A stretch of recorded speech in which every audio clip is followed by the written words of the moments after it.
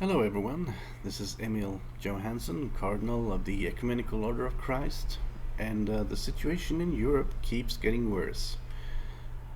Latest now is a wave of riots in France, and I would argue things are getting worse because they are refusing to accept the Lord, and these people continue to turn to the same politicians that have betrayed them to solve their problems. So I don't really see how that is going to change anything for them. But let's read in this article here from Euronews and see what's happening. Macron calls for parents' responsibility amid riots in France. Okay. Protests erupted after police shot dead a 17-year-old boy on Tuesday, feeding deep-seated concerns about police violence and systemic racism inside the country.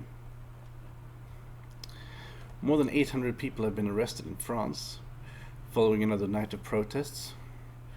Overnight from Thursday to Friday was marked by looting, fires, and damage to public property, sparked by the killing of a teenage boy by police earlier in the week.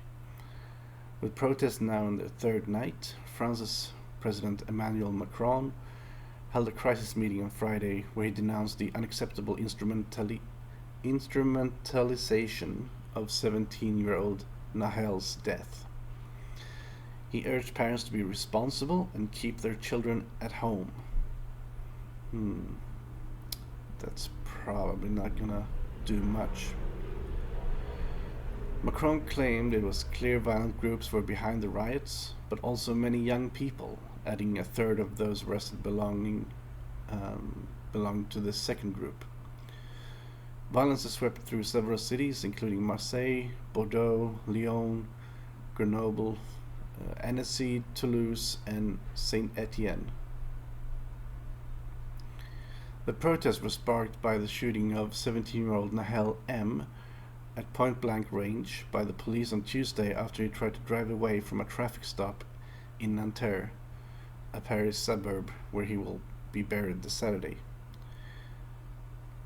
So it doesn't even matter how people get killed. Now, even if they are trying to do something criminal, it sparks some sort of insane protests.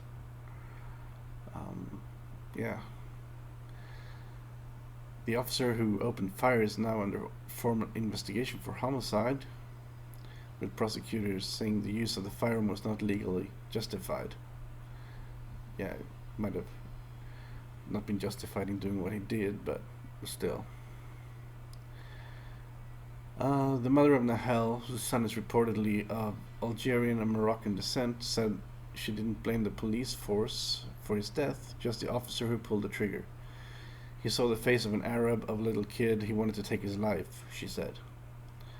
The incident has fed long-standing complaints of police violence and systemic racism inside law enforcement agencies from right groups and within the low-income, racially mixed suburbs around major cities in France. Authorities mobilized 40,000 police and riot officers, including the elite raid squad, across France on Thursday, though this massive deployment was not enough to stem the violence. The Interior Ministry confirmed 875 arrests last night, 408 of them in Paris and its inner suburbs. It plans to deploy additional means to contain the unrest on Friday. Macron stopped short of declaring a state of emergency during the crisis talks, as members of the opposition are demanding. Prime Minister Elisabeth Borne had said hours earlier that all hypotheses are open. Yeah. Well, they brought this upon themselves. Let's not forget that. Like in previous days, many clashes with police were reported, with 200 officers injured. No information was available about injuries among the rest of the population. Government appeals to de-escalate the violence on Wednesday did not quell the widespread anger. Shops and businesses were ransacked in Paris, according to police. In the Parisian suburb Drancy, rioters used a truck to force the entrance to a shopping center, which was partly looted and burned, said another police source. Public buildings were targeted by groups with Molotov cocktails thrown at a police office in Pau, while a town hall in Lille was stoned. The Pablo Picasso estate in Nanterre, where Nahel was from, experienced a third night of sustained violence with burned cars, firework, mortars, and homemade grenades, noted an AFP journalist. Armored police vehicles rammed through the charred remains of cars that had been flipped and set ablaze in the northwestern Paris suburb. A bank branch was also set on fire, with "Vengeance for Nahel" scrawled on the walls. Macron on Wednesday said the shooting was unforgivable.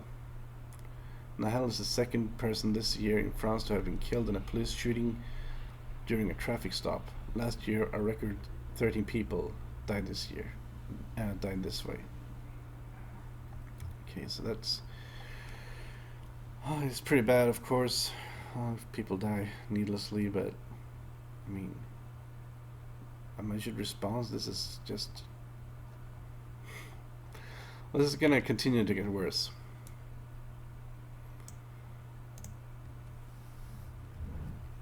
So, the remedy for this is come and embrace Lord Rael, our Messiah. Bend the knee and do what's right. So, it's going to be interesting to see how they deal with the escalation of these events. Anyway, thank you for listening, and be sure to check out the links in the description. Check out our book on Amazon.